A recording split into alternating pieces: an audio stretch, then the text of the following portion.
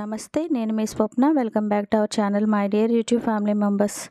White rice, chapati, phulka, puri, parotta దేనిలోకైనా super టేస్టీగా ఉండే ఆనపకాయ రొయ్య పొట్టు కూర చాలా బాగుంటుంది. ఒక్కసారి నేను చేసిన ప్రాసెస్లో చేశారనుకోండి, ఈ కూరని గిన్నెలో వేసుకొని స్పూన్తో అమాంతంగా అలా తినేస్తూనే ఉంటారు. అంత టేస్టీగా ఉంటుందన్నమాట. పిల్లలకు కూడా చాలా బాగా నచ్చుతుంది. ఒక్కసారి నేను చేసిన పద్ధతిలో చేసి పెట్టండి, చాలా చాలా బాగుంటుంది. సింపుల్గా కూడా అయిపోతుంది. ఒక్కసారి ట్రై చేసి ఏ విధంగా వచ్చిందో కామెంట్ చేయండి. అంతకన్నా ముందు ప్లీజ్ నా ఛానల్ అయితే సబ్స్క్రైబ్ చేయండి. ఇందుకోసం నేను సొరకాయని ఈ విధంగా చిన్న చిన్న ముక్కల్లా కట్ చేసుకొని శుభ్రంగా కడుక్కొని ప్రక్కన పెట్టుకున్నానండి. మధ్యన మెత్తని పార్ట్ని అంతటిని తీసేసాను. అలాగే ఒక పెద్ద ఉల్లిపాయని ఈ విధంగా చిన్న ముక్కల్లా కట్ చేసుకున్నాను. అలాగే కొంచెమంతా కరివేపాకు, అలాగే మీడియం సైజ్ టమాటీలు ఒక 3, అట్లాగే ఒక 10 పచ్చిమిరపకాయలని ఈ విధంగా మజ్జిగ కట్ చేసుకొని పెట్టుకున్నానండి. స్టవ్ మీద కడాయి పెట్టేసుకొని తగినంత ఆయిల్ వేసుకోవాలండి. ఈ కూరకి కొంచెం ఆయిల్ ఎక్కువే పడుతుంది. మినిమం ఒక 6 స్పూన్స్ అయితే ఉంటుంది.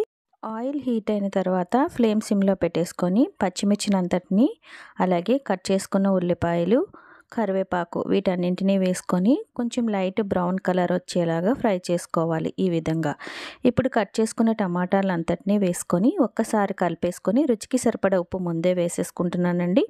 1/2 స్పూన్ పసుపు వేసుకొని దీన్ని అంతటినీ కలుపుకొని ఫ్లేమ్ సిమ్లో పెట్టేసుకొని 10 నిమిషాల పాటు మధ్య మధ్యలో కలుపుకుంటూ టమాటాని మూత పెట్టుకొని మగ్గించుకోండి. ఆయిల్ అయితే పైకి వచ్చేసింది కదా, టమాటా చక్కగా మగ్గిపోయింది. ఇప్పుడు ఇందులోకి 1 స్పూన్ అల్లం వెల్లుల్లి పేస్ట్ చాలండి, అంతకన్నా ఎక్కువ వేస్తే బాగోదు.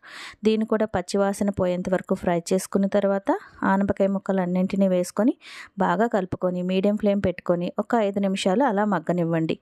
తర్వాత మూత తీసేసాక చూడండి ఒక్కసారి వాటర్ అయితే ఏ విధంగా ఫామ్ అయిందో.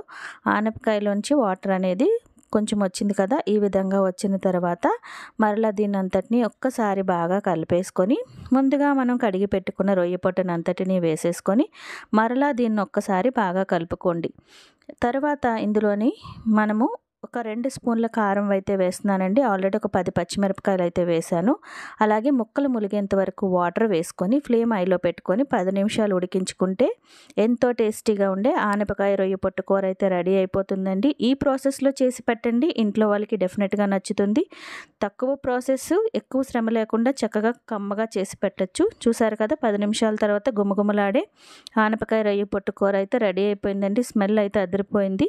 ఈ విధంగా దగ్గరగా దించుకున్నామంటే చాలా చాలా బాగుంటుంది. అన్నంలోకి ఉట్టి కూర తినేస్తారండి, అంత టేస్టీగా ఉంటుంది. మరి నేను చేసిన ఈ ఆనపకాయ రొయ్య పొట్టు కూరని మీరు కూడా ఇంట్లో ఈ విధంగా ట్రై చేసి చూడండి. అన్నం, చపాతీ, పుల్కా, పూరి దేనిలోకైనా చాలా చాలా బాగుంటుంది. ఒక్కసారి ట్రై చేయండి. టేస్ట్కి టెంప్ట్ అయిపోతామండి, అంత టేస్టీగా ఉంటుంది. నచ్చితే ట్రై చేయండి. ప్లీజ్ నా ఛానల్ సబ్స్క్రైబ్ చేయండి. మరొక కొత్త రెసిపీతో మళ్ళీ కలుస్తానండి. అంతవరకు సెలవు. నమస్తే, నేను మీ Swapna. Thank you for watching.